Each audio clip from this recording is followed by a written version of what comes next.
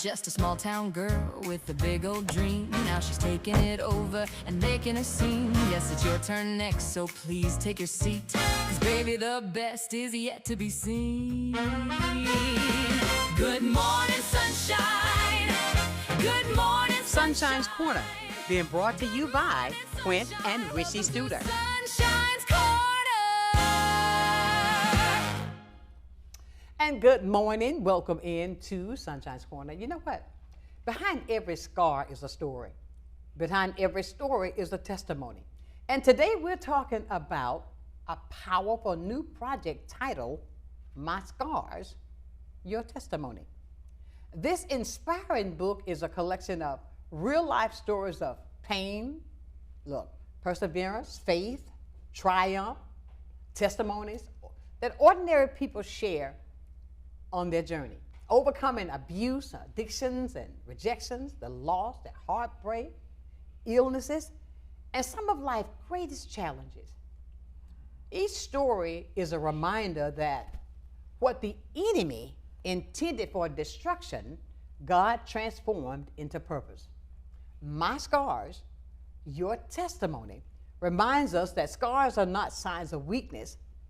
That's the evidence that God carried us through what was meant to break us. I think that's powerful. They are living proof of the grace, His mercy, and His unfailing faithfulness. And as you read each chapter, you're going to discover hope that's in the midst of hardship, encouragement in a moment of uncertainty, and the strength to keep moving forward.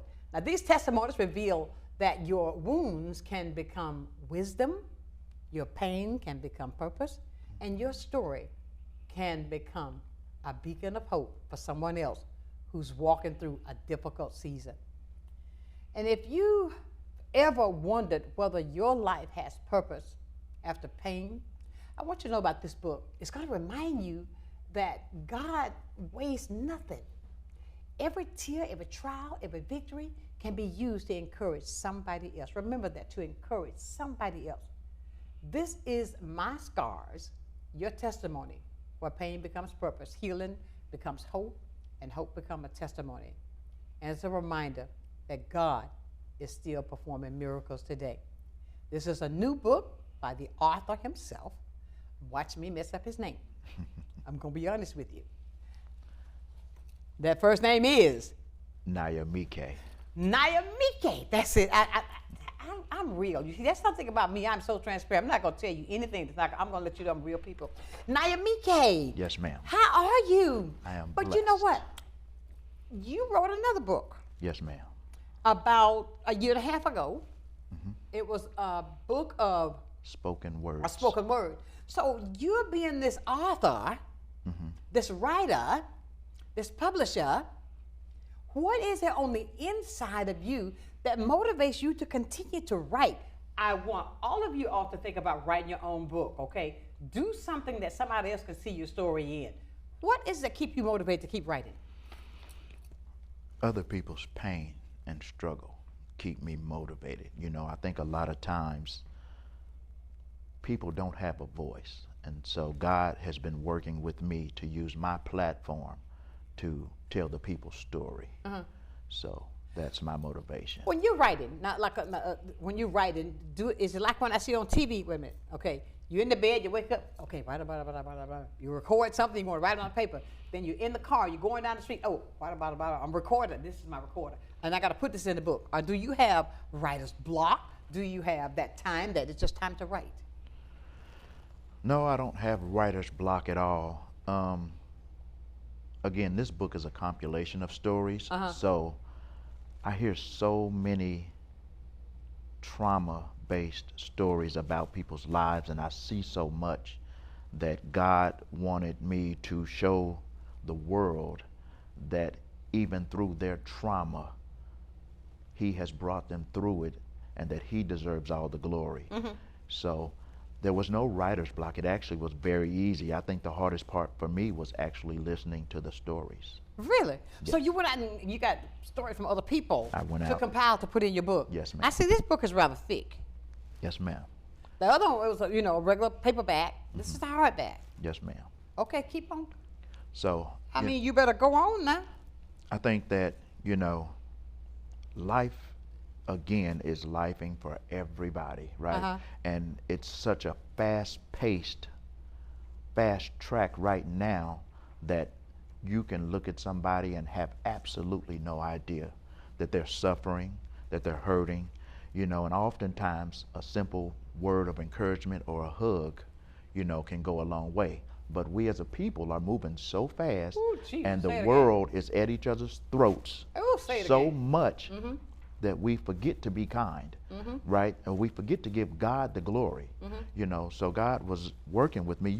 I never even thought that I would write the first book. Really? No, ma'am. Let me say this while you say it was to write the first. I want to say congratulations to you on completing your second book. Yes, ma'am. I believe that's good because there's something in all of us that, and I think that you need to put it on paper and let somebody else see it. I'm so pleased to see, and I'll say it, my beautiful black men Thank you. writing. Yes. Okay, showing that there's so many different sides. Now, go ahead what you were going to say. I had to get that congratulations in there. So, like I was saying, we're moving so fast. You pass people these days, sometimes they don't even speak. Ooh, They tell me about just it. look you in your face, and you'll wonder, like, what are you looking at? If you're going to look And at will me, stare speak. at you. And stare, yeah. And I'll be wondering, is there something in my beard? I don't have a hair out of place. So I'm wondering, what are you looking at? But And will give you a nasty look at that, like it's your fault. like it's your fault. So, I think that, we got fast cars, we got fast planes. Everything is fast right now. I had a family friend as a child, and I never saw this man drive. Never saw him drive. Never saw him drive. He showed up at every family function before you did. He showed up everywhere. He was on a bicycle. No. So when I got up the courage to ask him, Larry, why you don't drive? You know what he told me? What? He said, young man, the sidewalks ain't crowded. Slow down. Oh my God, that's beautiful. Take it all in. So, I think if we as a people slow down, let's be kind to one another. Let's embrace one another. Let's pray for one another. I find myself often praying for people I ain't never seen. Every time an ambulance passes me, I start praying. Now I do that. I don't do even that. know what I'm praying I do for, that. but I know that I am an intercessor. I do. Right? And the Bible tells me that, if two or more stand in agreement, so shall it be. And since I have the faith of a mustard seed, I know that whatever I'm praying and believing for shall happen. Exactly. So, I just think we all need to slow down, And people are hurting, and you have no idea they're hurting. Tell me about And it. especially Say it. men, in my opinion, right? I think that men are kind of prideful, and they're supposed to carry the weight of the world on their shoulders. And so we oftentimes do not have an outlet or a shoulder to lean on, right? Because our shoulders are supposed to be leaned on, right? So, I was thinking the other day, some days I pray more than I talk to people. And I thought that was odd at first, but then I realized that God is the only person that has never disappointed me. God is the only person that has never turned his back on me, right? And so I have to pray and stay steadfast all the time because I never know, your tomorrow's not promised. Oh, I said that earlier. Right? And so since I know tomorrow is not promised, I need to have a multiple times a day dose of prayer. Exactly. Right? Wow. Let me ask you this. Okay, wait, and in your writing, when you say you went out and you talked to so many different people to gather all of these different scars that what the devil had for harm, God turned it into good. What is it that you see mostly that people are hurting the most from? Ooh, you really want to know? I really want to know. Let me sit up for this. Right now, me and you sitting here having this conversation, there's some little girl being taken advantage of. There's somebody being forced to do something against their will, right? So what I found most is that women are being mistreated and women are not being adored and taken care of as they should. I have stories in this book that will cause you to need a tissue. Get out of here. Because a lot of times, the person that is supposed to be your protector or your guidance is your abuser. And so here's where you lose your voice, because I'm supposed to be able to come to you in confidence. Oh, say that one more time. In what? Confidence. All right. And have it not thrown back in my face or not brought back up.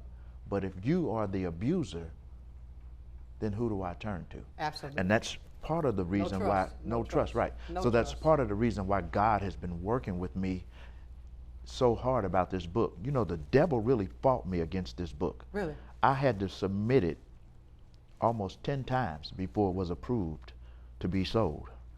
That was the devil. He did not want this book to come out. Must be some powerful messages in there. This book has almost 100+ scriptures in it. 100+ scriptures. And so what I did was I was interviewing the people. They would tell me their story. Then I would take their story and implement God into the story. Okay. So while talking to the people, I wanted them to know that the devil did not bring you through this. The devil did not give you the strength or the courage to now tell your story, right? That was God. And so, you know, I spent a lot of time in prayer with a lot of people, you know, because hurt people, right? Say that again. Hurt people, hurt people. So that's why a lot of times people's relationships do not survive, right? They fail. They're doomed from the beginning because you are a unhealed person from some past trauma. And you're right? bringing that over into this one. Right. And so you can't pour from an empty cup, right? So I think that, you know, also in this book, I have provided at the end of every chapter, I have a list of reflection questions, because the hardest person to deal with is the man in the mirror. That is the hardest person to analyze, right? I can tell you every day about what you did, but when I look at that man in the mirror, what can I say about me? What can I say about me? You know, and a lot of times, so my grandmama used to live by a creed, right, where she never would ask who did nothing. She would whoop everybody, and she knows she got the right one. Remember them days? Yes, yes. So switches and sugar cane, right? Come on now, remember those days? And so at the end of the reflection questions, after you've been honest with yourself, right? I found that dealing with people every day, they don't know how to pray, right? And that's, to me, the easiest thing to do is to talk to God. So I provide a prayer at the end of every list of reflection questions. Now, at the end of that, I have 2 blank pages for you to go in. To write down and be truthful about yourself. So we're going to turn this said person's trauma into a reflection for you. Okay. And at the end of the book, I have multiple pages of self-help. I don't care if you have a drug addiction. I don't care if you have a gambling addiction. I don't care what addiction you have. I didn't even know there was help for people who have lost a pet. There's crisis hotlines for that. See, look at you. You didn't know that either. For what? For people who have lost a pet, there is a crisis hotline that is in this book for people who suffer from pet trauma, the loss of a pet. I didn't know that. So I too learned something. I don't have a pet. Well, I have a fish, but I learned something. I don't have that. That, you know, I think in interviewing people, I learned that the biggest problem with everybody is they try to dummy down your trauma. Who am I to say how something affected you, right?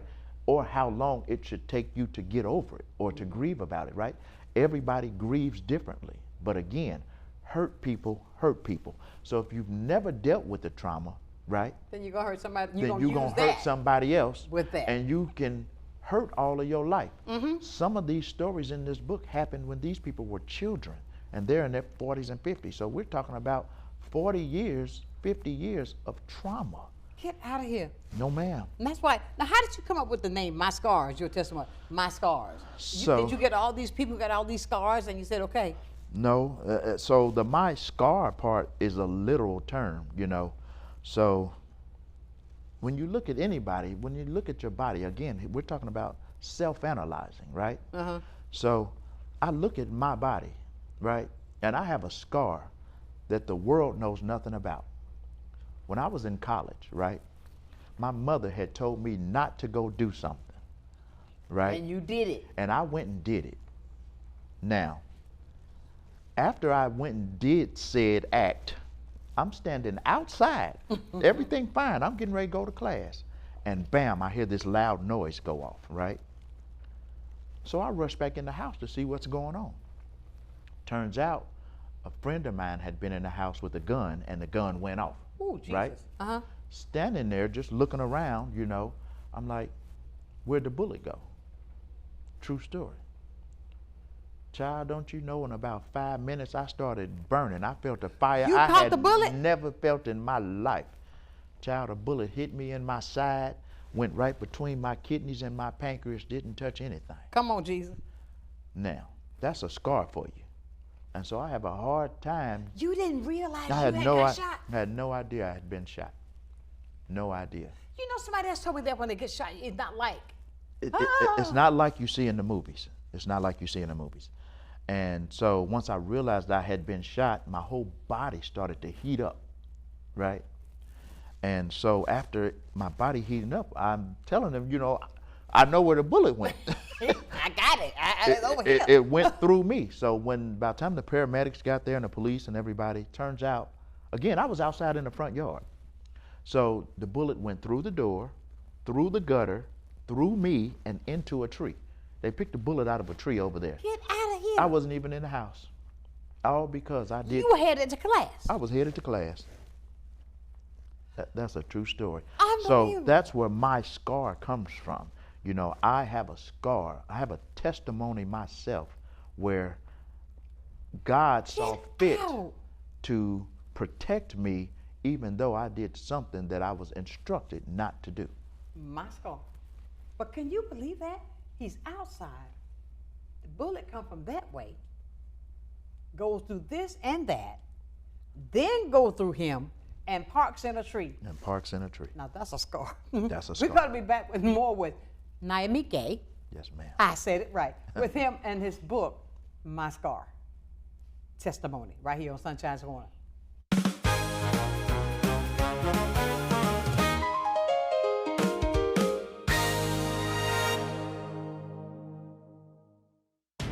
I learned during my military service to train every day to fight and fight to win.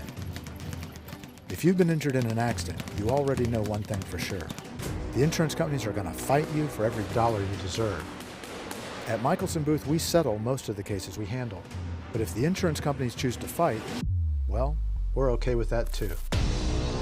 If you've been injured in an accident, choose a law firm that's got the resources, training, and stomach for the fight. Michelson Booth. Don't be a victim twice. Nestled in the heart of Pensacola, Dorothy's is a one-of-a-kind, community-driven cocktail bar by Oasis, Florida, created to sustain vital HIV and STI care across the Florida Panhandle. Inspired by the Wizard of Oz, rooted in inclusion and dripping with character, Dorothy's is a welcoming space with award-winning Oz-inspired cocktails, food by Steel Pony Diner, and an unmatched atmosphere. Join us 7 days a week in downtown Pensacola, located directly across from Maritime Park and the Blue Wahoo Stadium. Many who consider facial plastic surgery are concerned their results will look unnatural. But with over 20 years of serving the Pensacola community, his thousands of satisfied patients have made Dr. Derek Jones a trusted reconstructive and facial plastic surgeon known for industry-leading results that look natural. Call 850-484-FACE to schedule a consultation at one of our locations in Pensacola and Gulf Breeze. I'm Dr. Derek Jones. Trust your face to a facial plastic surgeon. At FPL, we plan for storm season all year long. We're strengthening poles to better withstand severe weather. We're clearing lines to improve resiliency, and we're constantly training teams to act at a moment's notice. Because we're always working, always preparing. So when storms do hit, you can count on us. FPL, working for you every single day.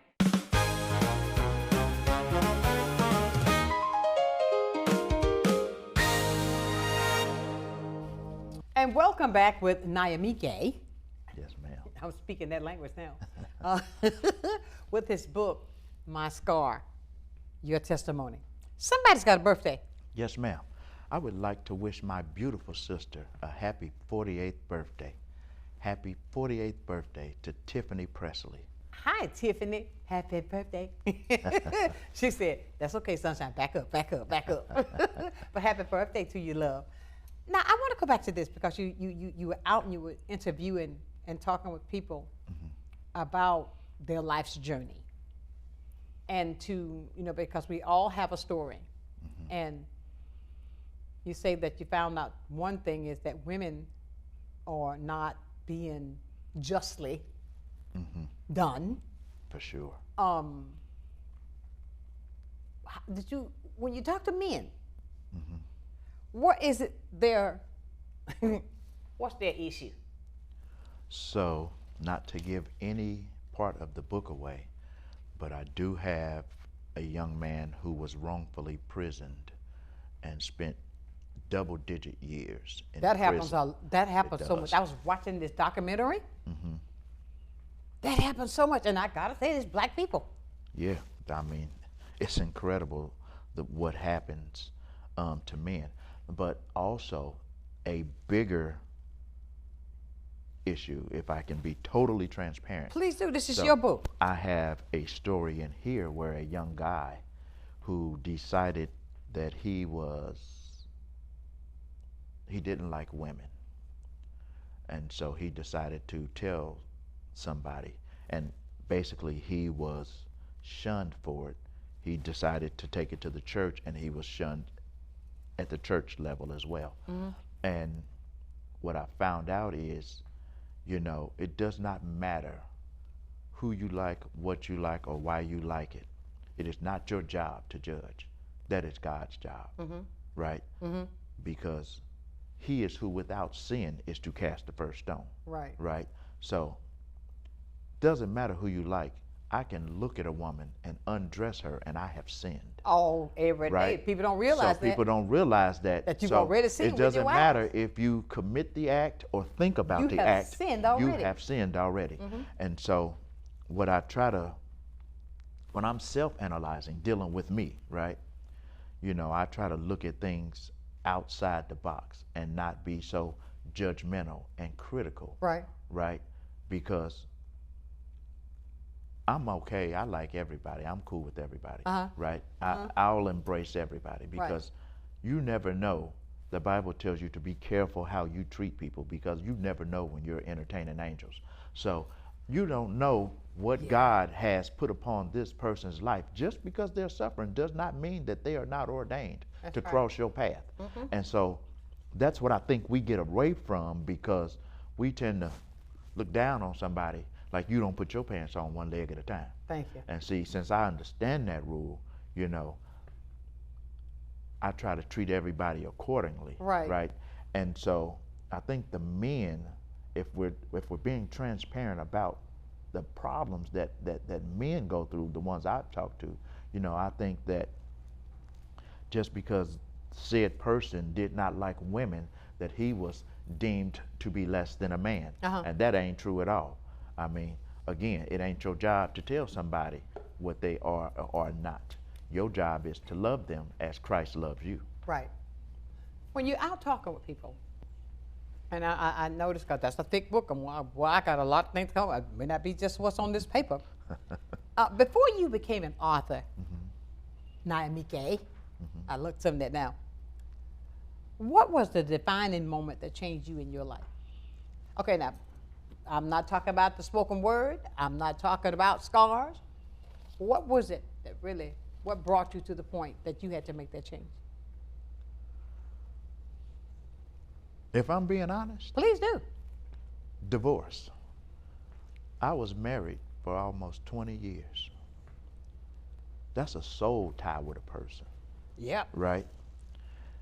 And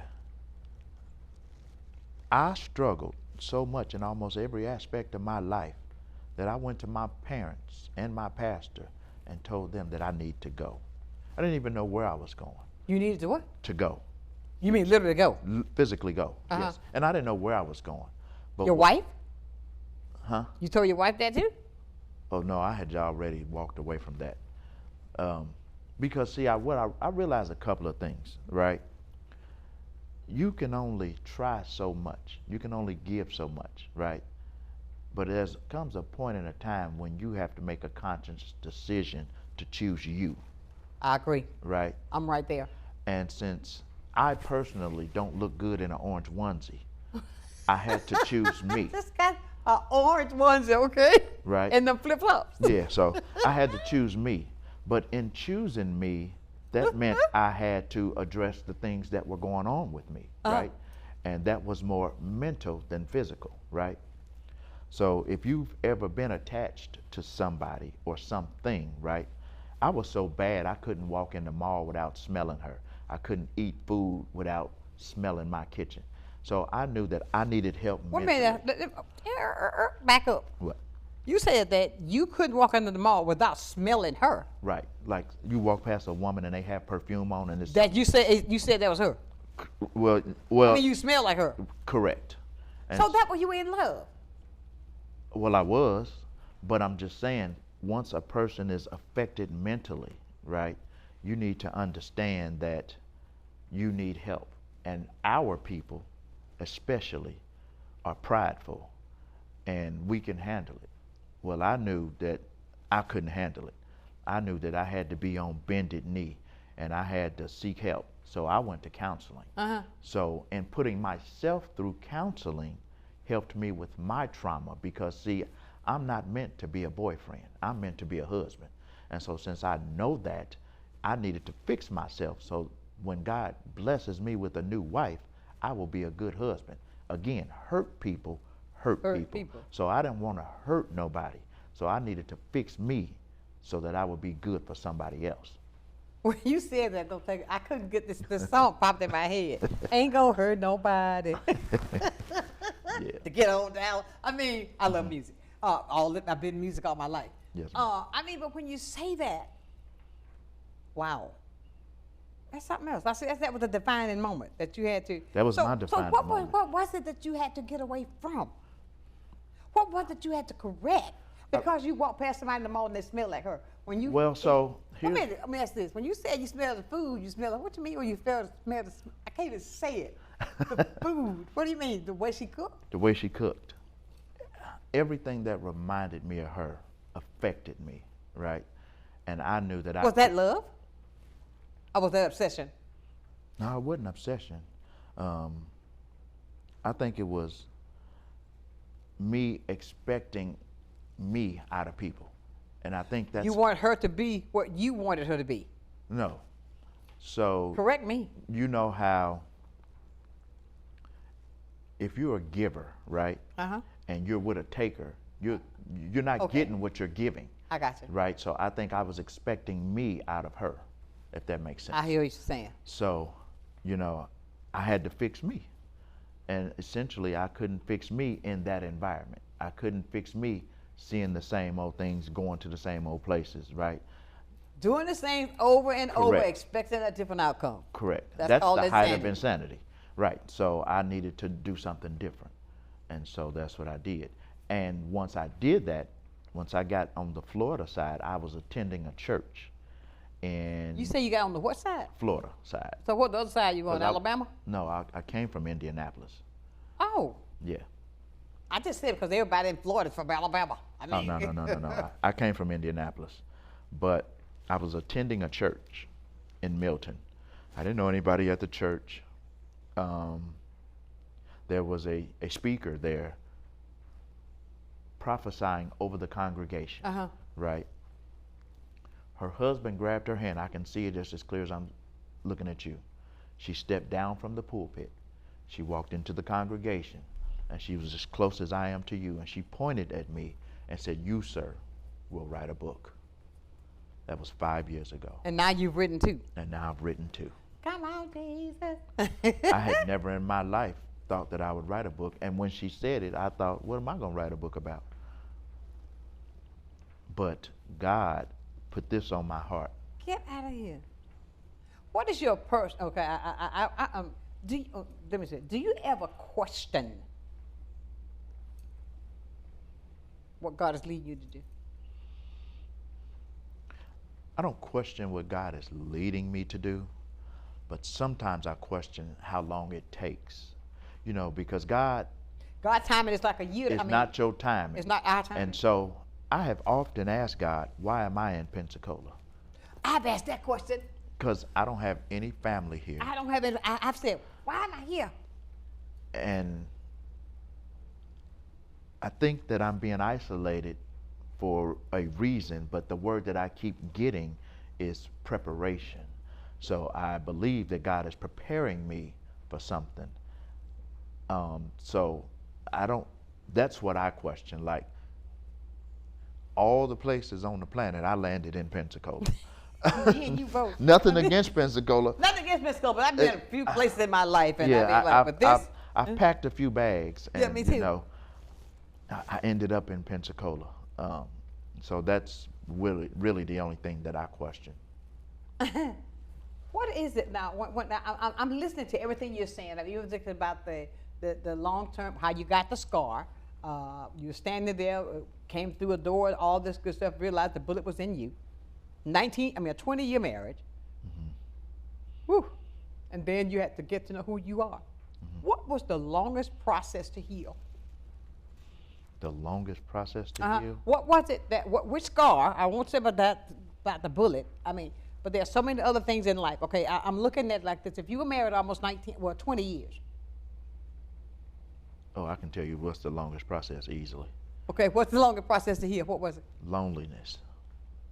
I think that you have to be mentally and physically and emotionally stable to be alone.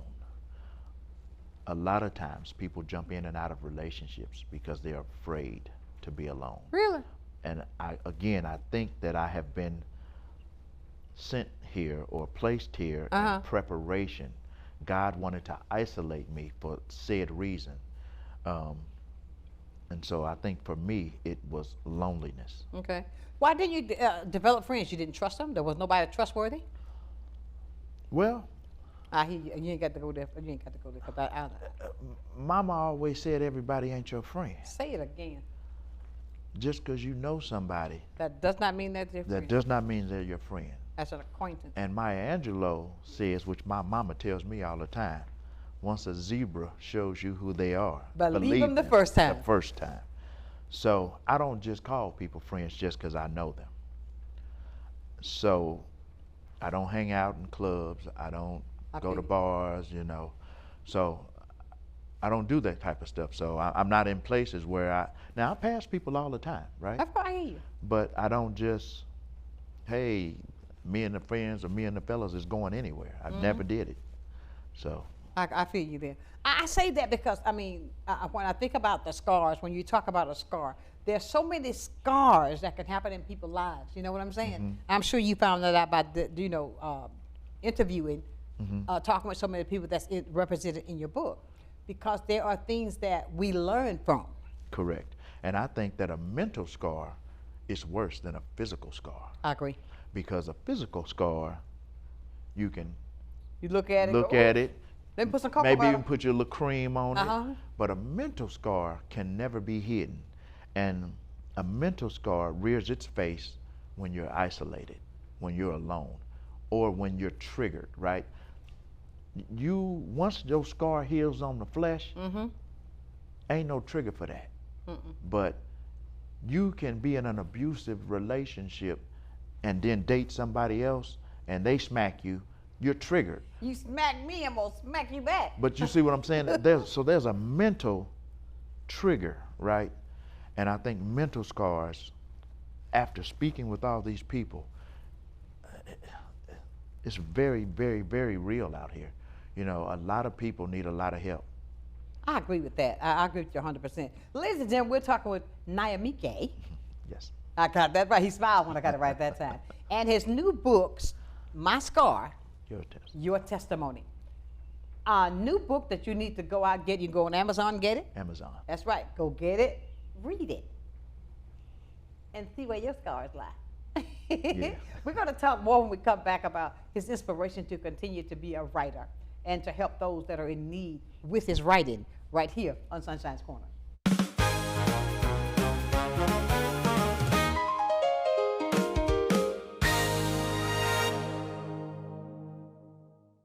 For 75 years, we've been caring for families, creating jobs, and working to build a healthier community. This is your home, and ours too. We're honored to be the trusted partner in your care. Baptist Healthcare, here for you then, now, and always.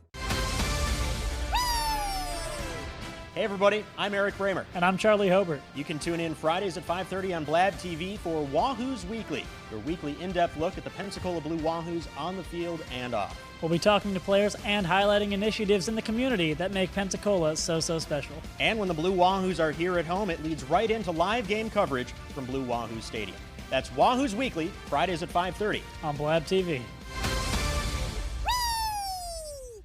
Get a fresh cut and a fresh start at AHW Barber Academy. We focus on growth. Join us at 3822 North 9th Avenue, Pensacola, for a top-notch $6 haircut while supporting aspiring barbers. Our students learn in a real-world setting, guided by experienced professionals to become licensed barbers. Need a cut or a new career? Visit AHW Barber Academy or call 850-692-9298. I'm Kathy Holsworth, Artistic Director at Pensacola Little Theater. Join me on the first Monday of every month at 7 p.m. for the Center Stage, where me and my artistic friends talk about all things on the stage and at the Clark Family Cultural Center. Join us, won't you? Take a breath and step into something green. At Pensacola Seed and Garden, both of our locations are open 7 days a week, ready when you are. We don't just sell plants, we grow many of them right here with care you can see. And once you take one home, you'll find everything you need to help it thrive. Visiting from out of town? Discover unique exotic plants you can bring home, often for less than ordering online. Pensacola Seed and Garden. Grow something beautiful.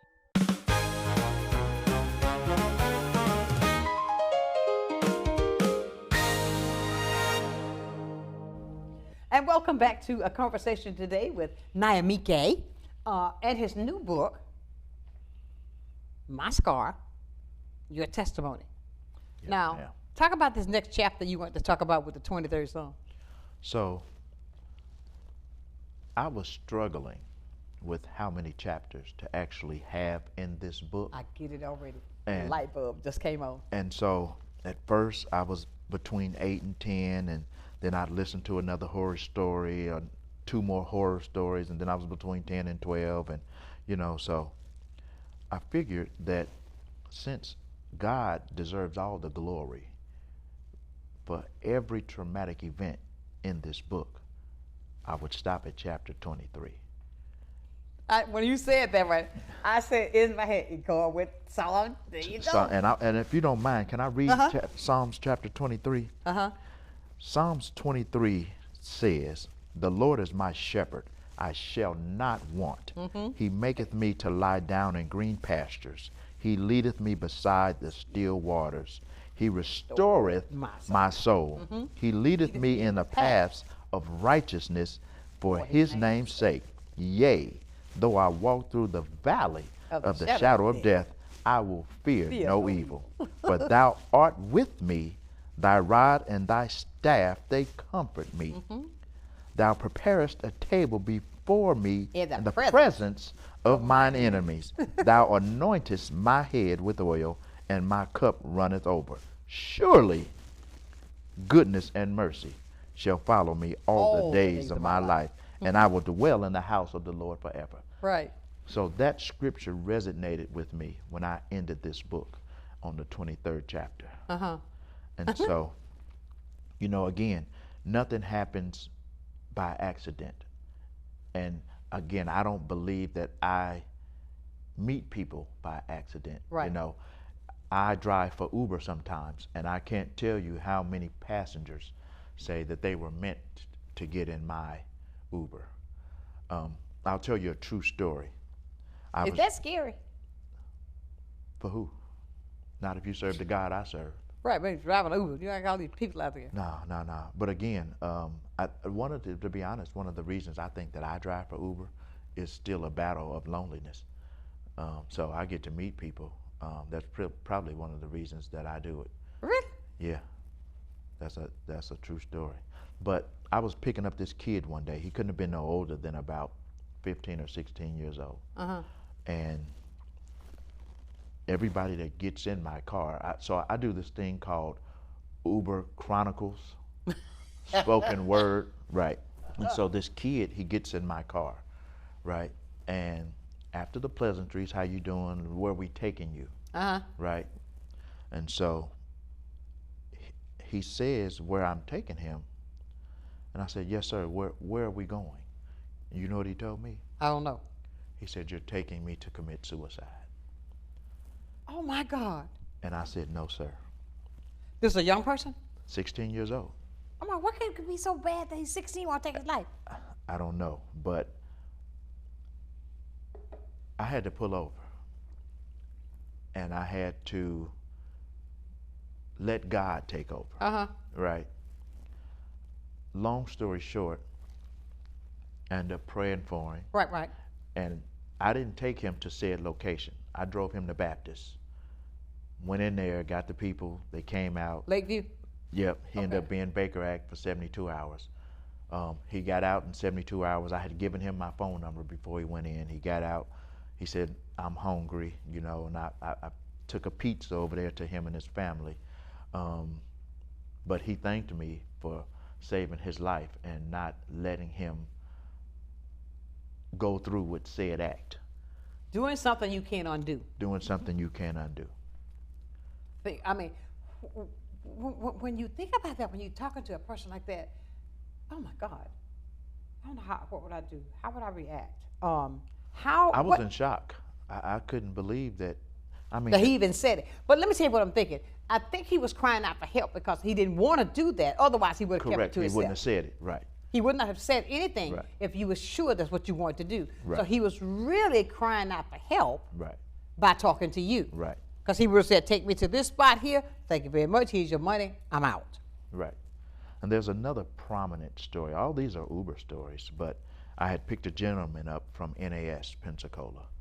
And he had all his bags. And when he got in the car, he looked kind of sad. And I said, well, you know, after the pleasantries, I was taking him to the airport, and I said, you know, well, what's wrong? Tell me about it.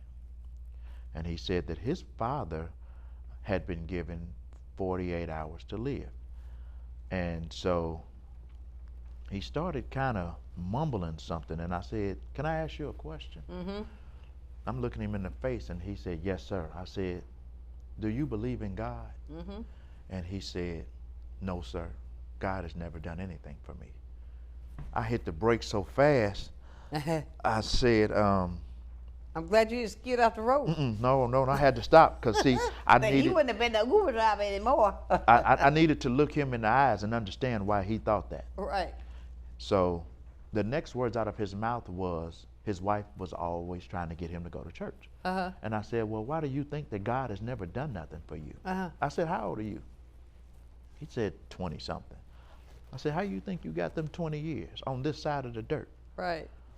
He said, I wake up every morning. I said, no, you don't wake up that no clock mornings. Don't wake you up. I said, if the good Lord don't decide to flip that switch in the morning, that's it. I said, you need to understand that every working limb, the fact that you can see, breathe, eat, you in your right mind, and the fact that you can communicate, that's just the basics, but that's enough reason right there to know that God is on your side. Exactly. And so he said, well, how come God hasn't healed my father? It ain't because he can't. I said, you don't know what God's plan is. Thank you. You never know. But I said, one thing's for sure. If you keep standing in agreement that he don't exist. People don't realize that. I said, your tongue is your own worst enemy. And that was right after spoken words had just came out. Okay. I said, I want you to take this book on this plane, and I want you to read this book. and you start speaking what you expect. Exactly. And so I said, well, what do you expect? He said, well, I expect that my father to live past 48 hours. I said, well, do you know how he can live past 48 hours? That's right. I said, if you would only have the faith of a mustard seed, change your talk so you can change your walk. Your father will live past 48 hours. Absolutely. So then he started crying, and I said, well, what you crying for? He said, well, I feel emotional and something come over me. I said, no, ain't nothing come over you. That's the Holy Ghost. God showing you that he is real and that you are not in this Uber by accident. I said, let me have your hands. We finna pray right now. I led him to Jesus right there in the car. Come on now. When he got out of the car, he said, I was meant to get in your car, wasn't I? I said, well, you don't have to ask the question. You already answered it. And you answered yourself. When you're doing stuff like that every day, right, what is it that what do people assume about you? Because of your faithfulness? What do they think that, oh, that's not true? Or, oh, he's just doing that? Or what is it, the biggest thing that you've overcome with things like that? Because people will say things because that's the way they think, well, especially when they don't know. Actually, I don't get any negativity, right? People always assume that I've been a pastor somewhere. Or really? Yeah, that's the question I get all the time. Most people ask me, have I spoken in front of large groups before? Do you know, after the last interview that we did, somebody told me that it was scripted. And I said, no, ma'am, it has never been scripted. I didn't practice anything. Really? I said, if you just let God lead you, you'll be okay. No doubt. I'll ask you something. If God removed from your life today, I want you to think about where I'm going. If he removed the scars, the spoken word, the marriage, everything. Answer me this. Would you be the same man you are today? No. Because I believe that we are a sum total of our life's experiences, right? And we have gotten away from the village raising a child, right? And see, attitude reflects leadership. So if you've been blessed like I have to have good leadership from family, from friends, right? You know, then you'll be okay. But I 1000% do not believe that I would be where I am. I agree with you 100%. Then we got to go take a break. We're going to come back with Nyamike with this book, My Scar, Your Testimony, right here, as we dig a little bit deeper on Sunshine's Corner.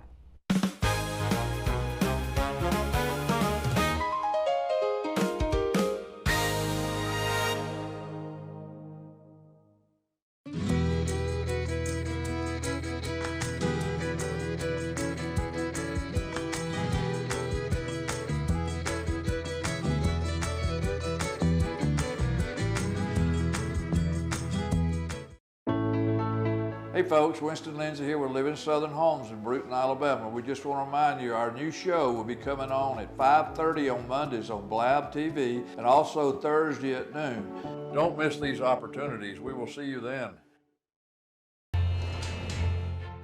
At FPL, we plan for storm season all year long. We're strengthening poles to better withstand severe weather.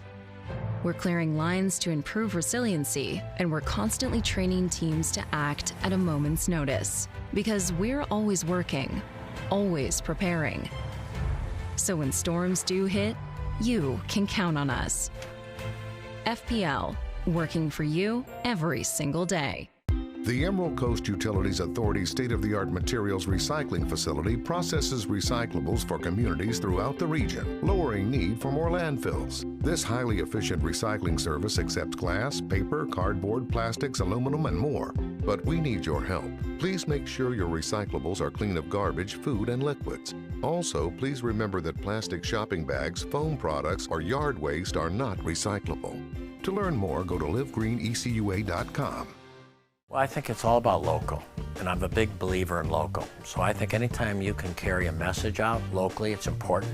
And I think it's anytime the person that delivers the service can also deliver the message, which is unusual. You have the people that actually deliver the project doing the talking, and I think that's a huge difference and really makes a huge value difference for the consumer.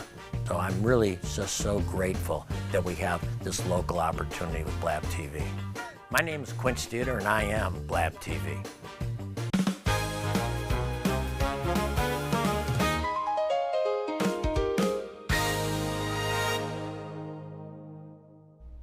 And welcome back to the hottest spot in town. This is Sunshine's Corner. Here, this is where, you know what I always tell you every day, where purpose meets power and conversation creates change. This is why we're talking about Naimike's second book, and it is entitled My Scar, Your Testimony. When you talk about the book like this, and there was something you wanted to talk about before we get off into anything else, because I got this list of all these things I had. But with your writings and with your continued writings, we'll probably see a memoir on you pretty soon that you'll write one of those. Yeah. Yeah. You know what I'm saying? You're headed out to where? To Illinois? Indianapolis. Going to Indianapolis State. You gonna take your book? Yes, ma'am. Gonna be promoting your book? Absolutely. That's how you do it. I mean, come on, man. I mean, I congratulate you. I want people to realize you can step outside the box. There's nothing you can't do if you believe. You can write a book. You might want to be the next actor. You might want to be the next whatever. But don't just sit there and think that you can't. Right. You know, and I believe that he gives all of us talents. And see, I believe that everybody has a calling. Uh-huh. Right. God has instilled something special in everybody.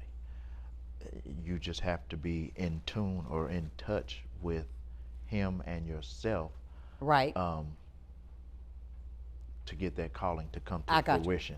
I hear you. And so again, I had never thought that I would write a book, but when that was spoken over me, actually that was my first thought. What am I going to write about? You know, but then God told me, you know, the first book, you know, spoken words can never be unsaid, right? You know, I can't unhear something once I say it. You got once that right. you say it, you know, but then spoken words to me kind of come across a little different. You know, some people thought that I was trying to change their religion or their train of thought, and that wasn't it. I was trying to teach them how to speak what you expect. Right, because every word spoken, speak those things that are not as though they already were. Correct, is a seed sown, right?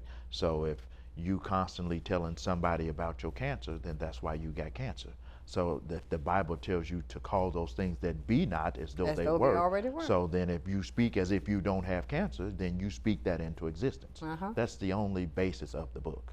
Exactly. So God was working with me about this book and the fact that a lot of people don't have a voice, right? Why do you think that so many Christians are afraid to tell their real stories?